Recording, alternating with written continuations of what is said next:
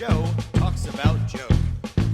And now, your host, Joe Slepsky. Hello, everybody, and welcome back to Joe on Joe. It's me, your host, Joe Slepsky, and this is the podcast where we watch every episode of G.I. Joe in sequential order and talk about it mystery science style. But this week, you are listening to an episode of Joe on Joe Illustrated, where we apply that same persistence and some might say obsessive compulsiveness to every issue of G.I. Joe, a real American hero. We go issue by issue, page by page, panel by panel, and we break these comics books down every issue in a row. Today we're doing G.I. Joe number 78. That is exciting. And if you want to hear the previous 77 issues, they're certainly on this podcast feed. But if you want to hear more than that, we also have more available on our Patreons, patreon.com/JoeOnJoePod. If you want to help the show, if you want to help support it, you can become a member at $1 or $3, or if you want to become a sponsor, there's a $20 level to join in, and we will help support you as you help support us. So give that a listen over at patreon.com/JoeOnJoePod. And while you're on the internet, find me on Facebook, Twitter, Instagram. Let me know what you think at Joe on Joe Pod. Send me an email to joeonjoepod@gmail.com. This is year 6 of the show, and we are rolling along. This week is no different. Now, if you're familiar with the show, we look at comics and stuff that were on the shelves the week, the month of the show. And so the G.I. Joe right now was they were in a bi-weekly status. So last issue, 77, the previous podcast episode, we covered the comics that were on shelf. So we're not going to be doing our signature You were saying segment, and we're going to kind of jump right into the book. But before that, let's hear from our sponsor, the Movies and a Meal podcast. Listeners, I know what you need in your life. You need more podcasts. And you also love movies. So why not do a podcast that's about not one movie? It's about not 2 movies. It's about 3 movies and a meal. I'm talking the Movies and a Meal podcast. This show is great. It's brought to you by Keith, Brad, and Ben. And each week they bring a new movie to the table, which they all discuss as a group. And it's not, your highfalutin movies. It's What We Do in the Shadows, The Fantastic Four, Rise of the Silver Surfer, and Out of Sight. It's Bad Education, Ghost Rider, and A View to a Kill. It's X-Men Last Stand, Queen Sugar, The Mandalorian, and Major League 2. They are a lot of fun to listen to. You guys know Ben. It's our friend Ben Pensarga. He was a guest on Joe and Joe. In fact, Ben was the very first remote guest that I ever had on this podcast, so he's always got a special place in my heart. I'm really digging this. I just started listening to it last week. It is a lot of fun. They bring a guest in. The guest, I listened to their Heathers episode. They were joined by Kelly, and she went in depth on her favorite movie, which was Heathers, and it made me want to go watch Heathers to watch with them. I really dig it. So guys, find them out there at Movies and a Meal, Twitter, Instagram. Their website is moviesandameal.podbean.com. They put out 1 episode a week. Give them a listen, guys. Support them. Let them know Joe on Joe sent you. I don't think you're going to be disappointed. It is quite entertaining. And now back to the show. Give them a listen, guys. They absolutely deserve it because they have been helping to support this show for quite a while. And I appreciate Ben and the gang so much. So today we are looking at G.I. Joe number 78. And it is, hold on. Destro's got something to say. now, mass is ready. Okay, you can't kick off a Joe episode without Destro chiming in. So we've got a great cover by Ron Wagner and Bob McLeod. And speaking of McLeod and movies, I watched Highlander this week. I caught up. I watched Highlander, and then I watched 2 and 3 and 4. And I really only wish I only had watched the first one. And 2, I watched the Renegade cut. So I watched the version that they thought was better. And but man, that soundtrack, that Queen soundtrack in Highlander, stop it. Yeah, McLeod. Sorry. I got distracted by McLeod. So, cover. Let's just get this out of the way. I know what you're thinking. Roadblock standing there with his this Ma Deuce directly aimed at the camera. I know what you're thinking. You're thinking, yes, this is the first appearance of Lola on a cover of G.I. Joe. Welcome to the Joe team. That's right, guys. Grunt's girlfriend from college, Lola, makes an appearance on the cover, which is, A, it's awesome. I love it. B, it's hilarious because, we haven't seen her in I don't even know how many issues. And she's certainly not a member of the, she was ex-military at college with Grunt, right? They met I believe they were running. And she's fine. She's awesome. She's a great character. But it's hilarious that they throw her on the cover because is that supposed to be Cover Girl? I feel like it's supposed to be Lola. I don't think that's supposed to be Cover. Yeah, that's totally Lola. Yeah, I'm sticking with the Lola thing. I don't know why I just second guessed myself because that's absolutely Lola. Because when you get into the comic book, outside of it, she's wearing a different color clothing, but that's pretty much the outfit that Lola's in. So welcome to the cover of G.I. Joe, Lola. Now let's talk about Roadblock and his big phallic Ma Deuce staring you right in the face. Awesome. Everything about this is awesome. Especially the fact that Wagner completes that 3D look with the barrel laid over the G.I. Joe logo, right? So it extends over, and very subtly, Rock and Roll himself is also over the G.I. Joe logo. So everything about Rock and Roll is big. And this cover's great. And it's great detail.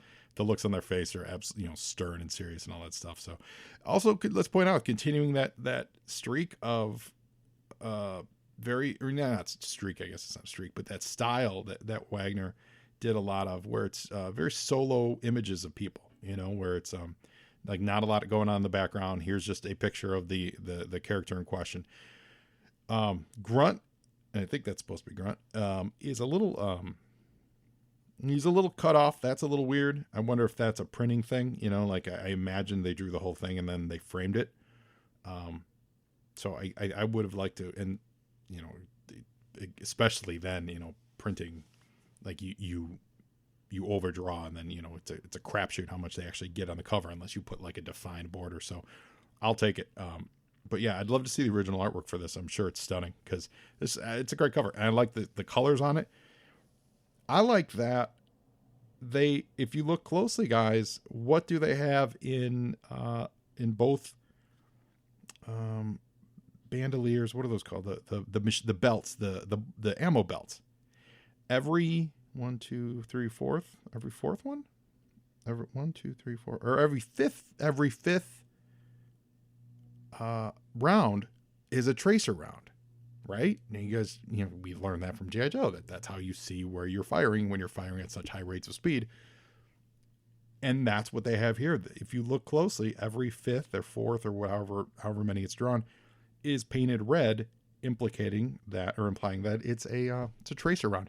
So that level of detail is just phenomenal. I love it. I really do. I really like this cover. It's very simple. There's not a ton of action on it, but there's a lot to like about this cover. So yeah, there you go. Welcome to G.I. Joe, Lola. Yo, Joe!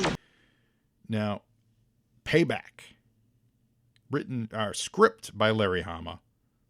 Now, welcome back to the show, Mr. Rod Wiggum. So Ron Wagner, let's not get them. And oh wow, that's so funny that they're so. I don't think I realized that before. So Ron Wagner, who I've been loving these last 10 issues or so. I absolutely adore his stuff. But Rod Wiggum, amazing. And yes, for the purposes of this podcast, you can count on me getting those two mixed up as those words fly out of my mouth. I completely apologize, but know this from the start. I know the difference.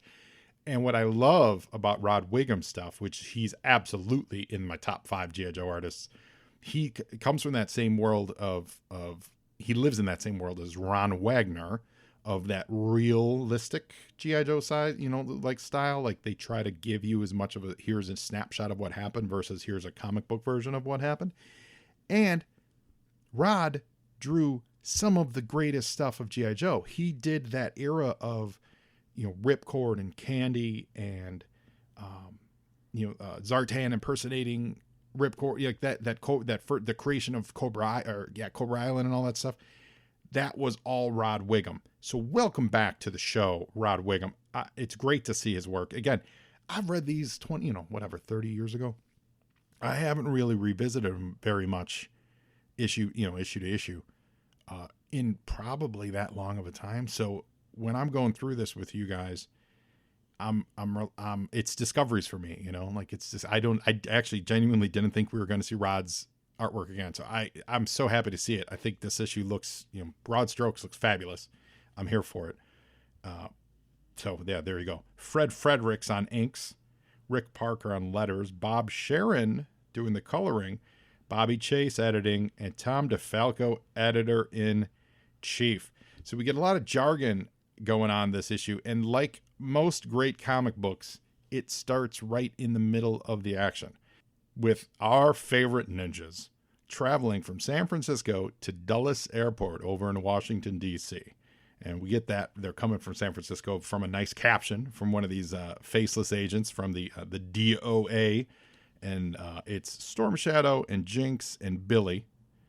And, they're taken by surprise, but, they're capable people. But they are, of course, traveling to Washington to help Hawk, who had previously been taken in with General Hollingsworth as as traitors to the cause, and by the jugglers. So you remember the jugglers were looking for a scapegoat for the debacle that was Cobra Island. They pinned it on Hawk. They said the G.I. Joe team went renegade going to Cobra Island. So everyone was under arrest. The ninjas were on the loose. I think they made mention of Snake Eyes not being with them. Certainly Storm Shadow and Jinx. I don't recall when Storm Shadow joined the team, but I guess he's considered part of the team now. And so these guys are getting accosted by these agencies. And I love it when Larry does the agency bit. He does it a lot, showing that bureaucratic Washington, D.C., the layers of bureaucracy there, that just the nameless, faceless people. It's what he does with Cobra, and he does it with the U.S. government too, kind of making the point that they're not too dissimilar. Yo, Joe! So now the ninjas, they give themselves up pretty quickly, and it's because they know they can escape at any time. One of the agents says, look how easy it was to capture these so-called ninjas. What arrogance. You thought you could just waltz right into Washington and rescue your traitor boss Hawk. And, you're not going to be doing too much rescuing handcuffed in maximum security isolation cells. So there's a lot of that talk going on. Yo, Joe! Until this flame-painted bright yellow sedan pulls up outside right in front of the airport. And it's Rock. We see that it's Rock, and Jinx calls it out. It's Rock. By the way, before we go any further, we need to call out Jinx's amazing mullet in this comic book. Her mullet is on point. It's like a couple of years from now when they do Death of Superman, they're like, hey, you remember Jinx's mullet? And one of them goes, you mean Jinx from the G.I. Joe comic book? Yeah. Remember how great her mullet was? Do I remember how great her mullet was? I'm still talking about it over dinner, trying to convince my wife to wear a Jinx mullet. Yeah, well, maybe we should probably honor that by giving it to Superman when he comes back from the dead. You know what? I think you're onto something. Let's do it. So Jinx mullet is on point. So Rock and Roll pulls up in this flaming sedan and basically says, ditch those geeks and let's ride. And at that point, of course, the ninjas do their thing. They all jump out. They do this great synchronized leg leap to get the handcuffs in front of their body. They were cuffed behind their back, like the leg leap so that their legs go and their arms are now in front of them. And then they proceed to kick the crap out of these DOA agents, and make their getaway. Billy steals the handcuff keys. Yo, Joe! And they pile into Rock and Roll's Flamebird sedan. This is great. It's funny.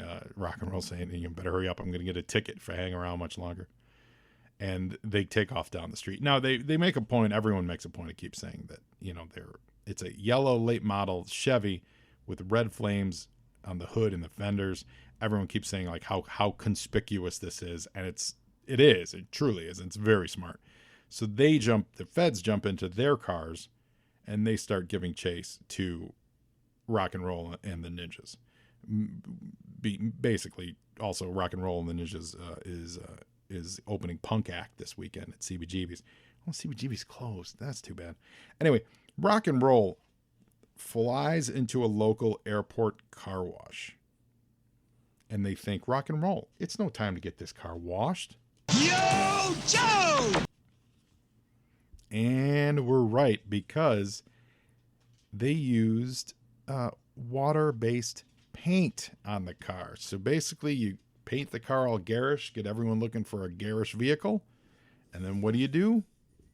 Wash it all off. And underneath it is the car the whole time has just been a regular green U.S. Army, like a military police vehicle. It's got rollers on it and everything.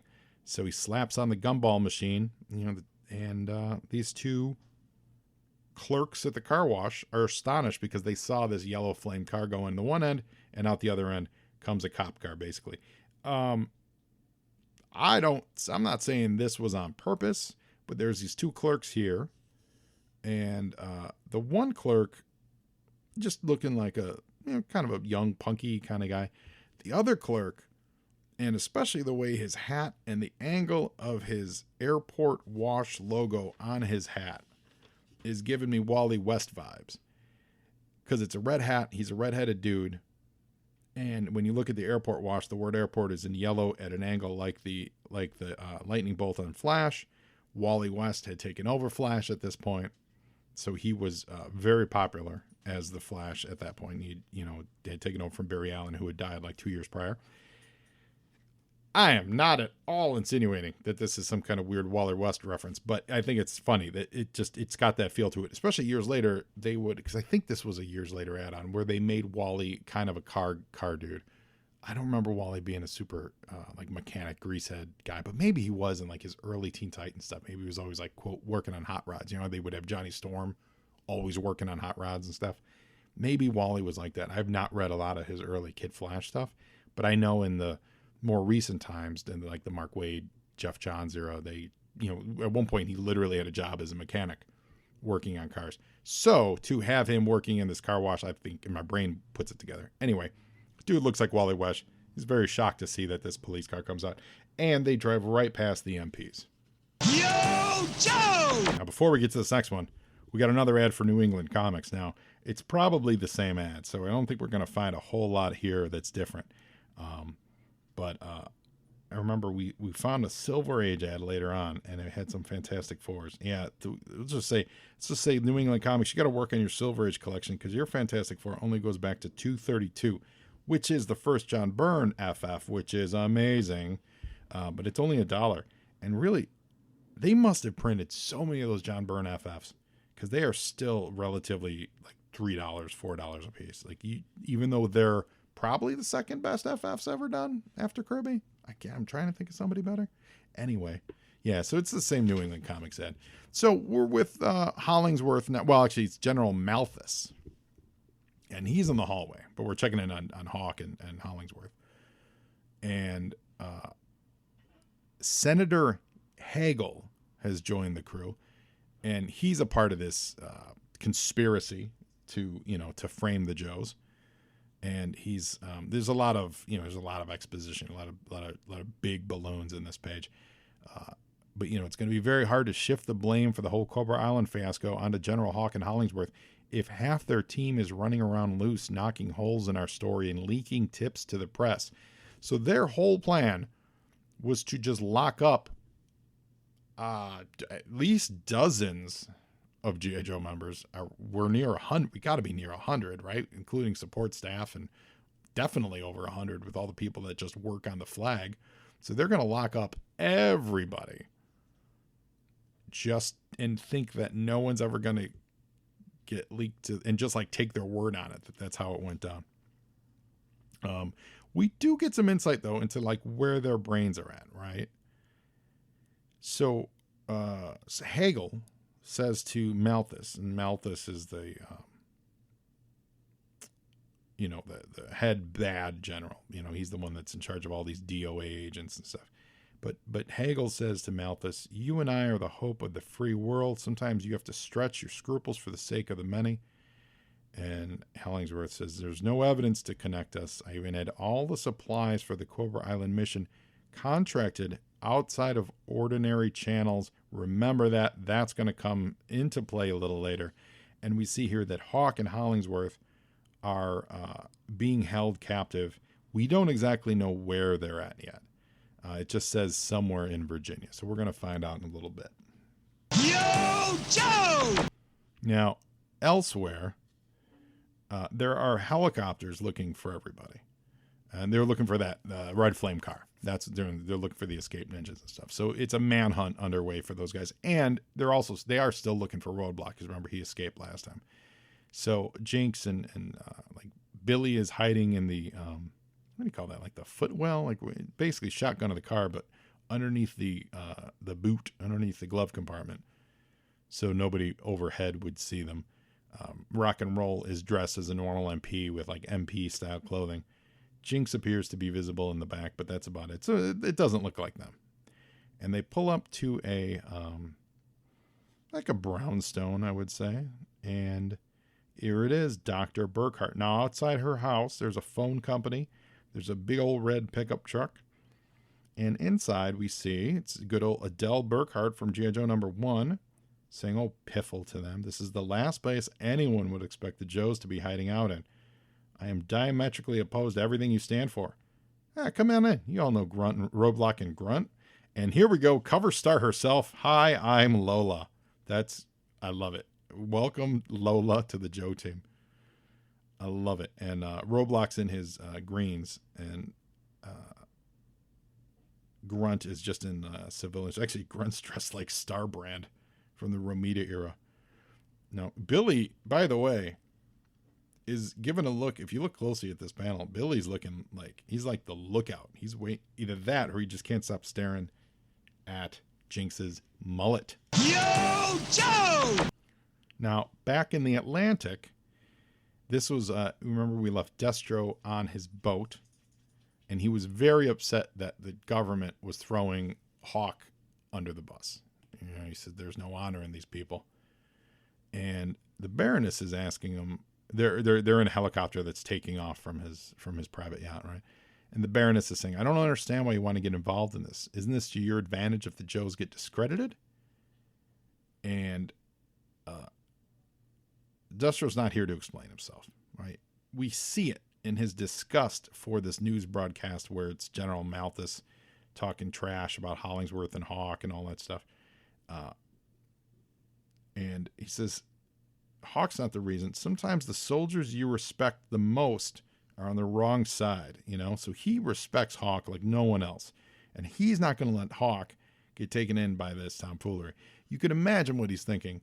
If he were in Hawk's shoes, he would just break out and become, his own arms dealer, just run his own military, like he would break the law, but he knows that Hawk's never going to do that. Hawk's not going to, just flagrantly break the law unless he can actually, use it to expose the crime that's happening. So Destro, in some way, shape, or form, is going to help him. And it's good to see Destro's equipment sponsored by Sony.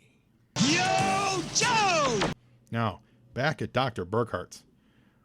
This whole scene, I promise, there's no way that the guys who wrote G.I. Joe Retaliation did not read this comic book. Absolutely, they read this comic book. They probably read the whole Assault on Cobra Island arc, and I'm sure they read a lot of it. But this comic book, this scene, this is when they meet Bruce Willis, when they meet Joe Colton. That's what this scene is. They're hanging out in a normal house. They're on the run from the government. That all checks out. And everyone's got to be in civilian clothes. Even Storm Shadow's there. And Storm Shadow's there in Retaliation. And they're plotting their way to get in, the next day to stop the big Cobra operation, to stop the big problem. So this scene is, I feel like they lifted half of this book for G.I. Joe Retaliation. If you agree, let me know. If you disagree, let me know. Either way, I know I'm right. I'm just kidding. So this is Grunt talking. He's saying, when I got your message to, quote, meet at Lady Doomsday's, I knew it was a dire emergency because, he's no longer on duty. And Burkhart's like, you can call me Lady Doomsday, and Roadblock says, no offense meant, Dr. Burt. That was the unofficial code name of the rescue operation. You remember you remember your first encounter with the Joes. Now, this must be because the Joes study their previous missions, because Roadblock was not a part of that team. Grunt certainly was. Rock and Roll was. Some of the other guys that are here too were, but Roadblock was not. So they must be like studying the archives. I know they do that a lot in like old issues of like Teen Titans and Avengers. They're like, oh, studying the Avengers archives. And it was a way to explain how someone who joins the team later would have any idea who, say Ultron is, like runs into whatever, Hank McCoy, and then could be like, oh, I saw you in the Avengers files when you first met the team, kind of a thing. So that must be what's going on with Roadblock. Now, Jinx doing a little detective work here, because remember, she's a bit of a computer expert, and she says a large number of DOA payroll checks have been rerouted to I feel like it's a St. Lo's infirmary. I'm not sure if there's it's a weird little ink spot on mine, but it looks like it says St. Lo's, L-O-S, infirmary in rural Virginia, just outside of Washington, D.C. Why would a small hospital need so many security types unless they were guarding something important? And then we get a nice shot. And I like the way they frame this. It's framed really well. This is getting narrative action into a scene without making it the focal point of the conversation. You're actually getting two ideas across in one panel, which is often difficult to do in comic books. If you look at this last panel, you see, and actually it's the last panel framed up with the first panel. So in the first panel, they draw Rock and Roll with a bunch of duffel bags, kind of arranging them, right? He's not part of this conversation of, this narrative conversation of explaining what's going on. And then in the final panel, you see he's still working with the duffel bags. He's still not engaged in conversation about anything. And he's pulling out these the machine guns. So it's showing us that they've got plans to go in there, go in heavy. But at the same time, the text is advancing the narrative. It's advancing the concepts that we need to understand, that they're going to go into a hospital. They need to keep Dr. Burkhardt in the dark, and all the stuff that, like, how are they going to do it stuff? But it's advancing the idea that, yeah, these guys are also strapped. Yo, Joe! Which then pays off a little bit here in the next page, where Grunt's handling the M60 and calling it a nice hog. And we get one of those great moments that Larry likes to put in the comics where someone is like contrary to the mission of G.I. Joe, but or G.I. Joe is contrary to the mission of the person they're dealing with, vice versa. But they say, but I'm here to do my job, and my job is to protect you, whatever. So Burkhardt is saying, you don't trust me because I'm a known anti-militarist activist. Rustese, our ideological opposition, is wholly irrelevant to our mutual pursuit of justice as an absolute. And Rock and Roll says, to paraphrase Voltaire, quote, she may disagree entirely with what you have to say, but she will defend to the death your right to say it. And that's that kind of ethos that Larry puts in a lot of these issues of G.I. Joe, so I'd like to see it showing up again. So we get more explanation by everyone gears up, including Lola. And we're going to take the phone truck that's parked outside. We got Dusty that's waiting outside. Roadblock telling the gang to move out. So we'll see who else is in there.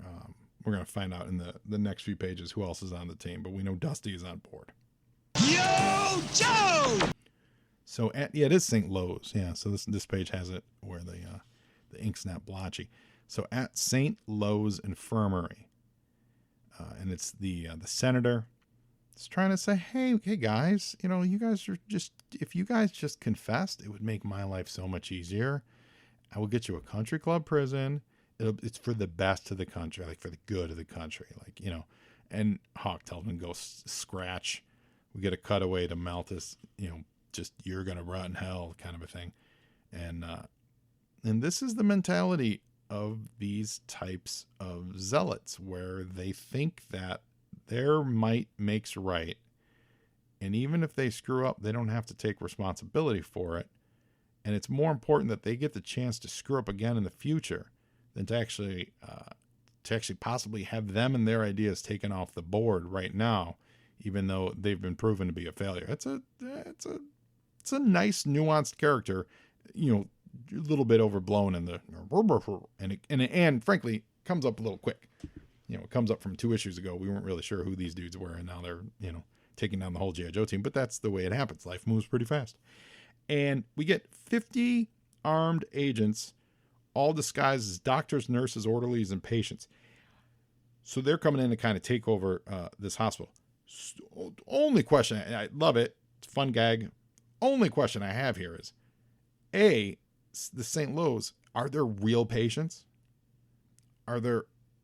Do they not need real care? What is happening? Like, government, are you just dooming everyone else there to be cared for by people with literal Uzis in their hands? And then, what happened to the rest of the doctors? Aren't you causing a bigger stink now? Because now you have to, so if you had to hide away the G.I. Joe team because they knew the truth about Cobra Island, you've now told an entire hospital full of regular, normal doctors and nurses that you all have to leave so that these other dudes can come and take, like, what is happening? Kind of showing you that these 2 dudes aren't very competent and things are spiraling out of control, but that's a lot. That's a lot going on. Yo, Joe! Meanwhile, Dr. Burkhart is leading the charge on a Harley Davidson as the motorcade of Joes are heading towards the hospital. And she, according to Burkhart, she says riding a Harley is economical, supportive of an American industry, and a heck of a lot of fun. So we got Burkhart and Rock and Roll on the motorcycle.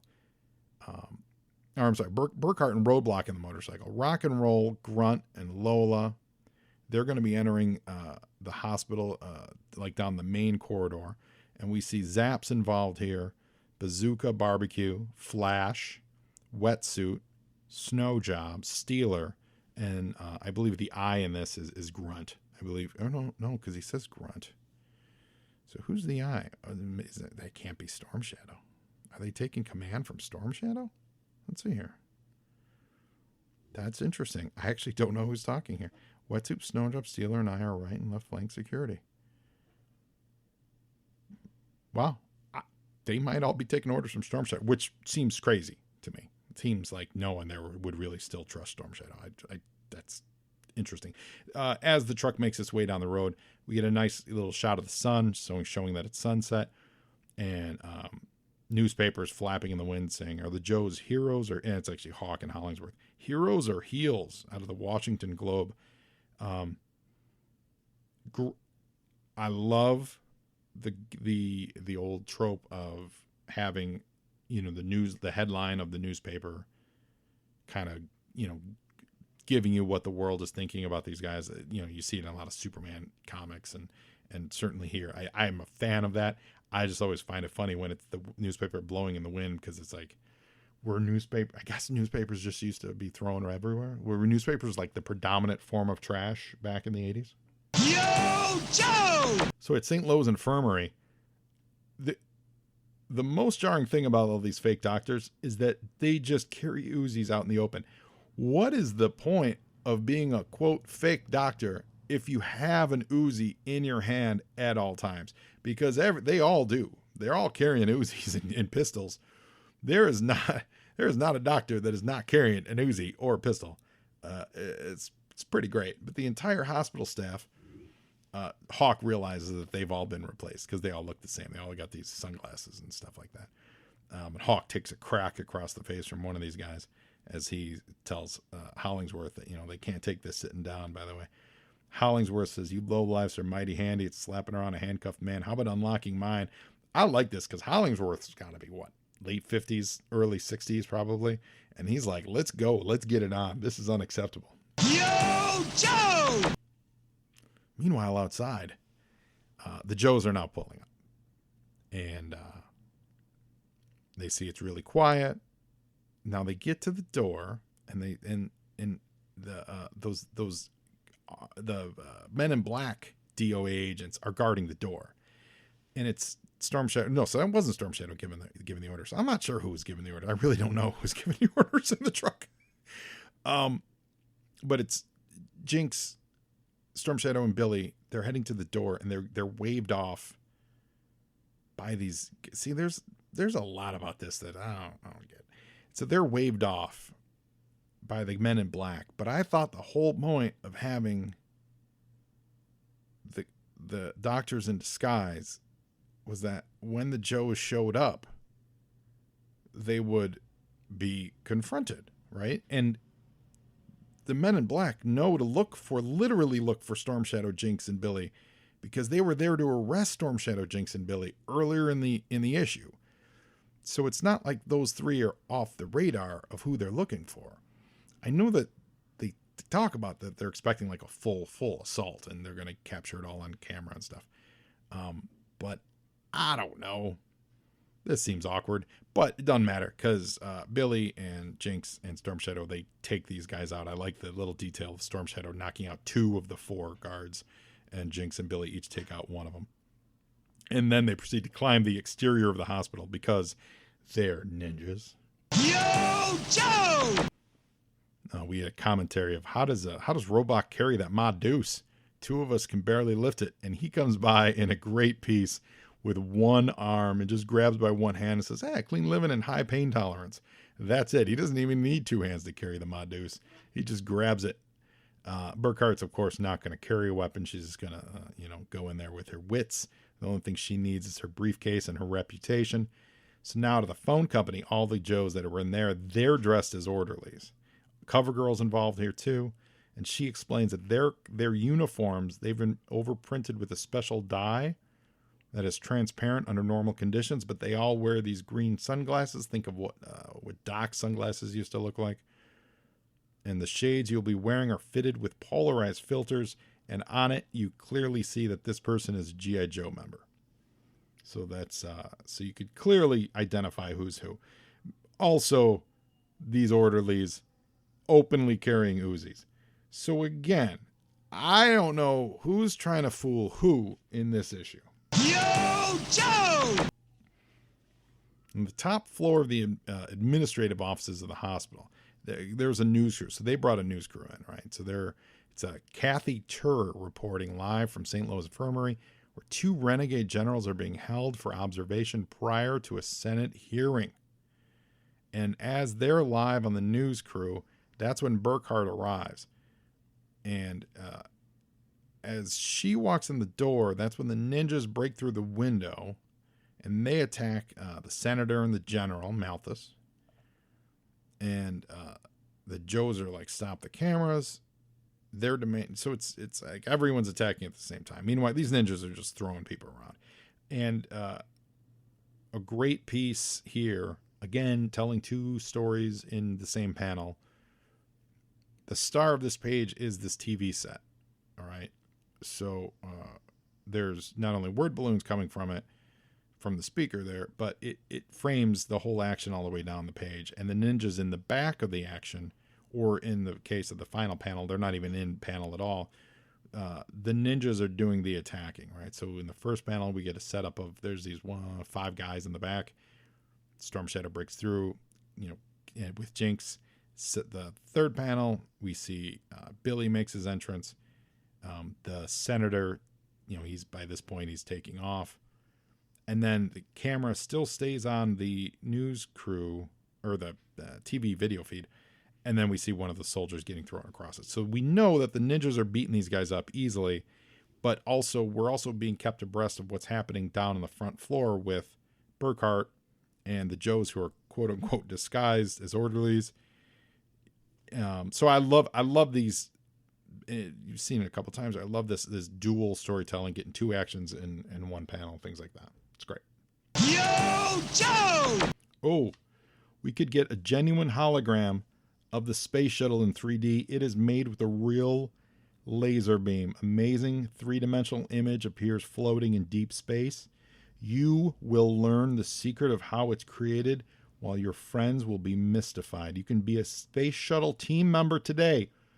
Only send $3.95 plus 55 cents shipping and handling to the RLDD and Company in 303 Euclid Street in Santa Monica, California. Hold on. That's right down the street. 303 Euclid, Santa Monica. Maybe I'll take a visit over there and report back to see if they're still selling 3D space shuttle pictures.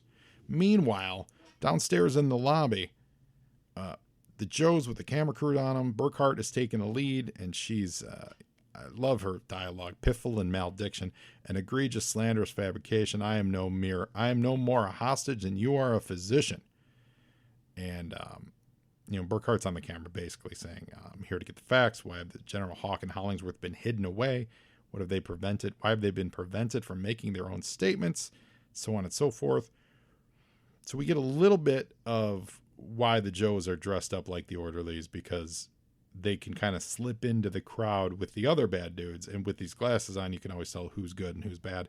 And one of the Joes, I'm not sure exactly who it is, slips up behind one of the bad guys.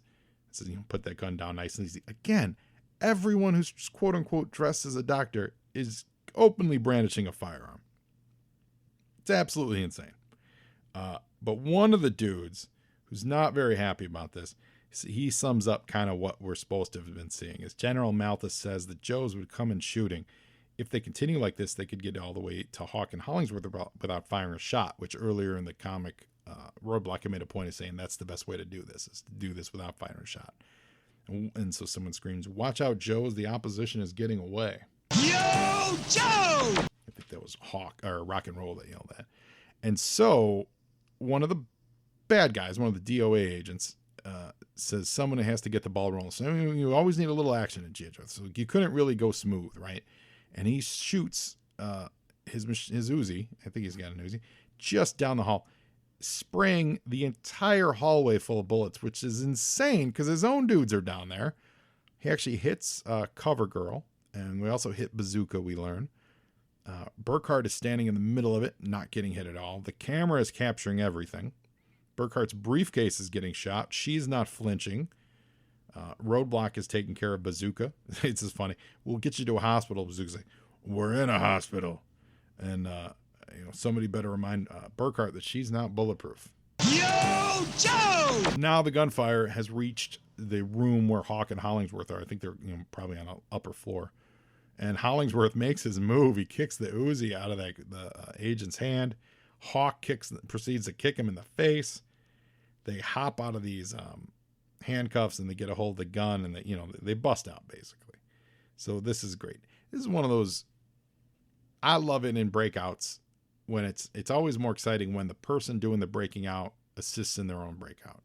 So the Joes are causing a distraction, and then that person manages to free themselves, shoot the lock off, escape out of thing, and then they meet in the middle. It's Larry did it in the silent issue, like that. That's always more rewarding than someone just sitting in a cell and waiting for Luke Skywalker to show up dressed as a stormtrooper to rescue you. Yo, Joe! See that shade? So you got to get down, Dr. Burkhart. A lot of these bullets are addressed to whom it may concern, because she's just getting shot at, and I think that's Roadblock that kind of knocks her out of the way. And Lola is great. Lola stands up, grabs one of those heavy machine guns, those M60s or whatever it is, and she just starts firing wildly down this corridor. And then when they're doing that, they see that Malthus and Hagel are heading towards where they think Hawk and Hollingsworth must be too. But Lola, cover star, making her moment. Yo, Joe! More gunplay. I mean, this hospital, it's like a early John Woo movie. That's how much this hospital is getting shut up. Hawk's down to his last round, and they're totally out now. Malthus just says the time for subtlety has passed, and he just throws a grenade in the room. I genuinely don't understand what is happening or why people are doing this. Besides, obviously, we need to get into a firefight here. But a grenade is thrown at them, and the grenade explodes. But we do see, and I like that it's drawn, it's shown, not told. Hawk pulls a mattress over them so that the mattress will help protect them from the effects of the grenade. Grenade's near a window, so most of the blast is going to go out the window.